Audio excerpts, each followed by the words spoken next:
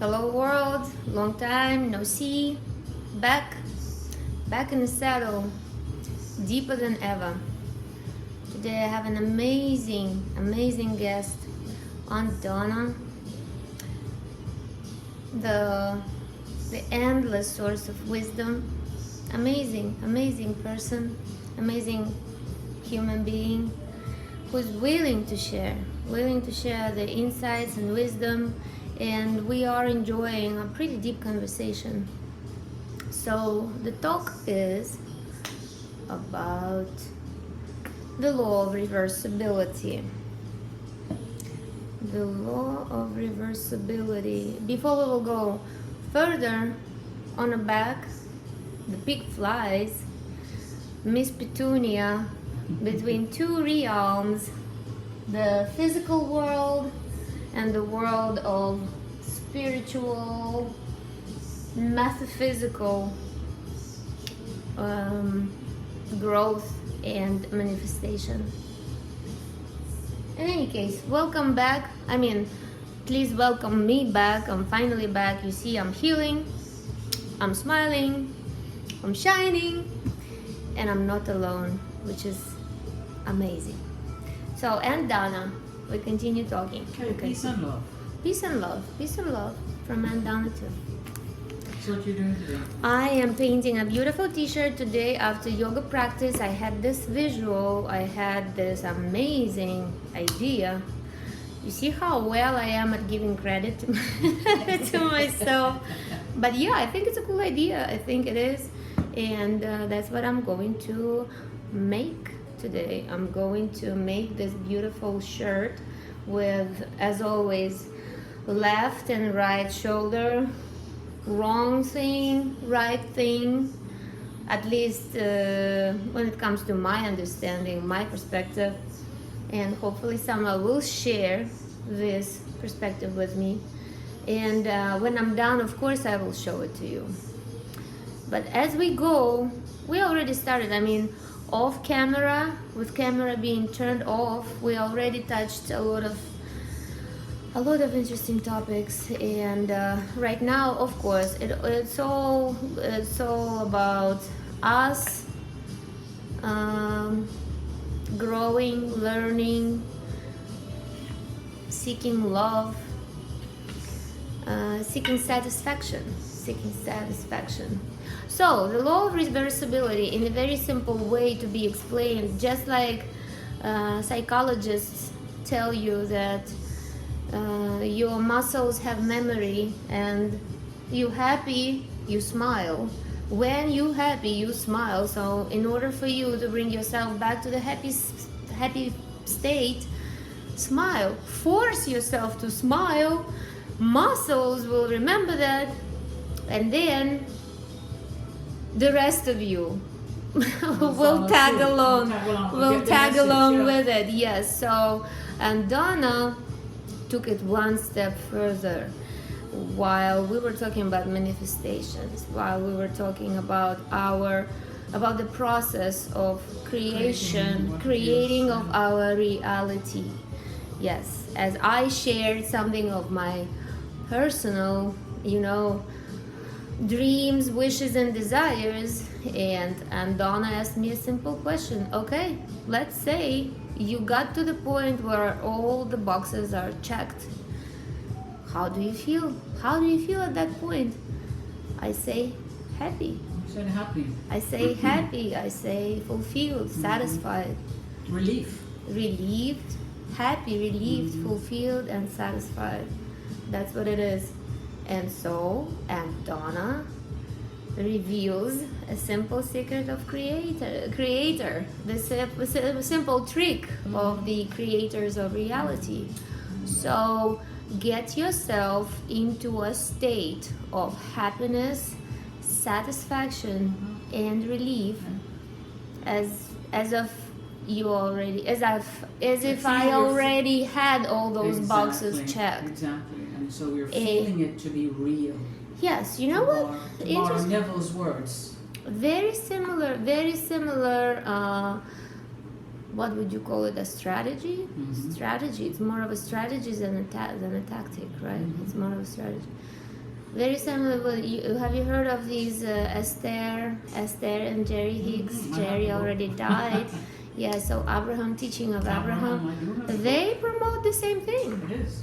Actually, they invite you to the same. I mean, they have this law of attraction thing going, and there are 4 steps that she invites us to follow in order for us to create and receive. Not only, actually, I guess complete process of creation. It's from step 1, asking, identifying what it is that you want. Yes.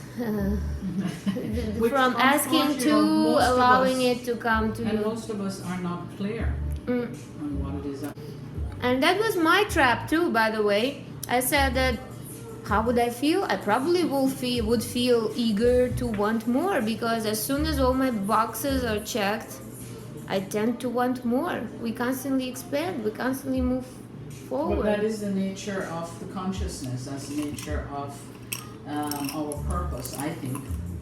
Well, again, you remember how in the Maslow's pyramid, also, when you are not hungry, when you have roof over your head, when you have satisfied your primary necessities, then you step up to the next level. Yes, and as it goes further and further and further, you evolve along with your levels of your growth and satisfaction.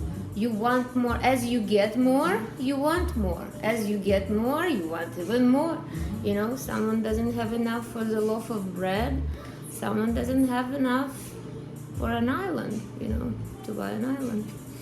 So, but we are here. Actually, we're here just exchanging. Just visiting, sharing, and Miss Lana cannot even pick a brush to start her little process. It could be that lovely juice that you make, Lana. Oh, lovely juice! Yes, that's a perfect example of recycling, guys. Starbucks does not sell this wonderful potion.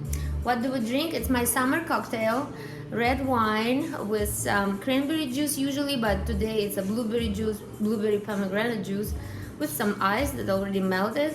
I went down halfway through Trento size, so you can imagine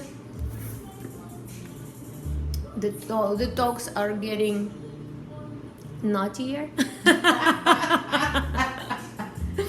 Anyway, we continue talking. So it is. So I think one of the most I think that we forget how important the element of feeling is when we are creating or when we're wanting to create something. If we're not attuned to how it is we're feeling, or how important feeling is when we're creating something, we're not aware that we're creating. Exactly. And we tend to blame our circumstances and events and anything outside of us as the cause. That's as a cause of us feeling certain way. No, as a cause of what has happened in our lives. When you look around you, your physical, what we call reality. I don't think a mature person, truly mature person, would blame the surrounding other people, circumstances, and most people do. Because most you gotta of us, own it. I understand, you but gotta most own it. people, because of our indoctrinations, I always say that whatever happened to me happened because I allowed it to happen. Well, there's allowing, but what about creating? Yes, here you go. That's an ownership. That's a sense of ownership. Because it's when we recognize that the operant power resides in us and not outside. Right. But according to our Western teachings, for the majority of us, we're taught that that creative force and that creative energy is found on the outside.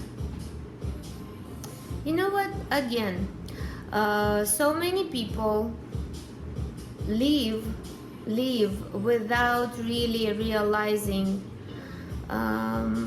the great power that they possess, because that also requires take responsibility. But you know, Take responsibility for your life, Well, for my who wa- life. well, Okay, who I'm going wants to to talk about take- myself. right, but who wants to take responsibility for the fact that we're living For the failures, I mean, they will Exactly. gladly take Right. me. Yeah. I take responsibility for both. All my fuck ups are my fuck Yeah. ups. I own it. But most of the people, yes, you're absolutely right, would tend to blame someone else for their failures. And so They will claim. They It's will the boss. claim. right, they it's the will- boss. It's the boss, it's the Or husband, or it's wife, or insurance, or it's children, or nightmare. government, or president, or wrong country, wrong time, wrong whatever. Yes, but when it comes to getting into the mode, right, creative mode, and have emotions, feelings under control, nobody has control over my feelings. But you. But me. Exactly. That's exactly. And just recently I had a conversation with someone, and I said, listen, I have no control over their feelings, over their reaction, but I do have control on my end. That's the only control I have. Some people disagree with that. Well, They I mean, say that if indeed we're that much connected, if indeed that there is only this one creative energy, okay. then through the power of thought, through the power of what it is that I feel about that person, again, coming back to the law of reversibility, how do I feel about that person? If I Will do- make them feel a certain way. And some people do believe that it's a form of hypnotherapy, it's a form of telepathy. If your inner conversation is that of if your boss, you think your boss is always picking on you and you're transmitting that emotion, that feeling, that constant thought. You lie down in your bed at night and you're going, my boss thinks that, or she thinks that I suck, that I'm not a good employee. So you live with a mindset of victim. Exactly. And so are we then at that moment creating? Or do we believe that we're just regurgitating what we believe is what she actually believes? Well, there's some people believe that by that self-talk, you're actually creating that energy, you're creating that reality for yourself. Well, I think if those of us who refuse to take responsibility for our life, right, then yes, someone else will. It will be a husband, it will be a boss, it will be a mother, it will be a daughter, it will be someone else who will. And then them to blame, them to praise, but it's all them. It's not me, it's them. On another hand, if I do take responsibility for my mindset, for my emotional state, for my Inner conversation. dialogue, and actually what I transmit into the world, then it's on me. I own it. Someone said, your negative thought, it's like a bird flying over your head. You can just let it fly and pass you by. You don't have to allow her make a nest Right. and just be here constantly.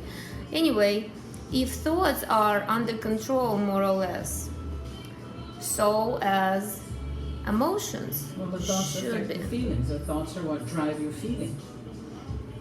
Yes, but would you agree that filtered emotions, filtered energy, they lose their authenticity.